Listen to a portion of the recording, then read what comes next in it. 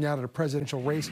Former President Donald Trump rallying in Pennsylvania this week, where polls show him tied with Vice President Kamala Harris. After leaving Pennsylvania, the former president traveled to Washington, D.C. for a Moms for Liberty event where he criticized this answer from Vice President Kamala Harris on fracking, a different answer than she had previously given.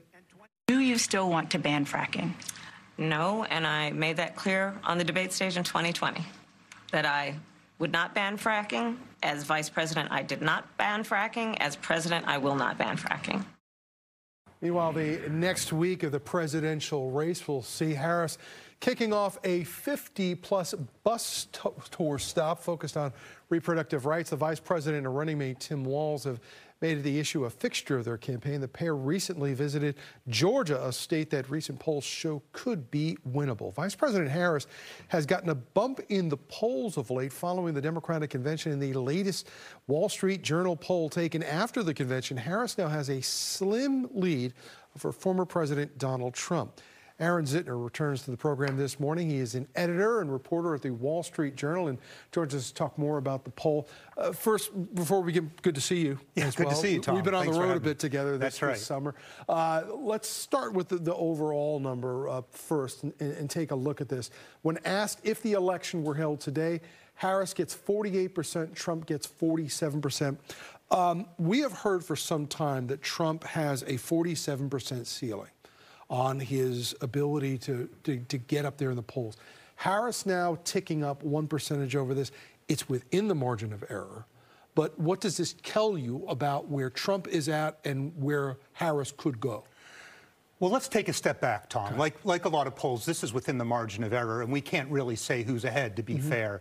But there's some very important, durable findings in this poll. Think back, it was only 6 weeks ago today, 6 weeks ago, that Joe Biden withdrew from the presidential race. And what we have had since then is a fight between the two parties to define Kamala Harris. And this poll has some very clear findings that Donald Trump's efforts to tarnish her, to call her a communist, Comrade Kamala, to question her black identity, to raise questions about her, have not really succeeded. And as a new product introduction, a new brand introduction, Democrats have done very well in establishing her as a likable person, independent of Joe Biden. When you get into this, some of the questions you asked at the Wall Street Journal, who will stand up for American workers? Who has the experience to lead the country?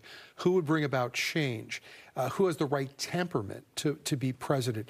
It's interesting if you watch Harris over the last couple of weeks. She is running as the non-incumbent when she's already in office right now. A lot of these questions seem to be directly tied to what we have heard from voters, is that they wanted a fresh face, they wanted a new choice. You know, you're hitting an interesting point. When we ask, do you approve or disapprove of the job that Kamala Harris is doing as vice president, she gets low marks. She's exactly where she was 6 weeks ago, about 40% approve, 50% disapprove. But when you ask, does she have the experience to be president? Will she bring needed change? Will she fight for the American worker? She's tied with Donald Trump. She's on par with him. And when we ask generally, do you have a favorable view of this person or unfavorable? She has jumped 13 points. She was more unfavorable than favorable back in early July by 23 points. Now she's at parity. 49 favorable, 49 unfavorable. That's a big improvement, and she's ahead of Donald Trump. People have a more favorable view of her than they do of him on that question. And what's interesting about that, too, is if you think about it, when she's pitted against herself, candidate Harris versus Vice President Harris, she doesn't do all that great, but when she's pitted against Donald Trump, her numbers seem to go up. She seems to have successfully stepped out of the role of vice president. People do not, see her in a positive light as vice president, but she seems to be seen as her own person as a presidential candidate. The favorable and the unfavorable question comes in, I think, in a different way maybe in this campaign than it has in past races, because of the fact that, this is a former president of the United States running against a current vice president of the United States. It's not something we've ever seen, but these are known commodities, all right?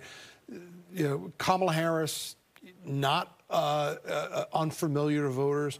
Donald Trump, certainly not unfamiliar, but she has done well on the question of favorability over Trump right now. That's right. She's come up 13 points in the share who say they have a favorable view of her. Here's an interesting thing, Tom. We also asked, do you think you know enough about Kamala Harris's career and policies to have a firm opinion of her? And there's all this talk that people don't really know her yet.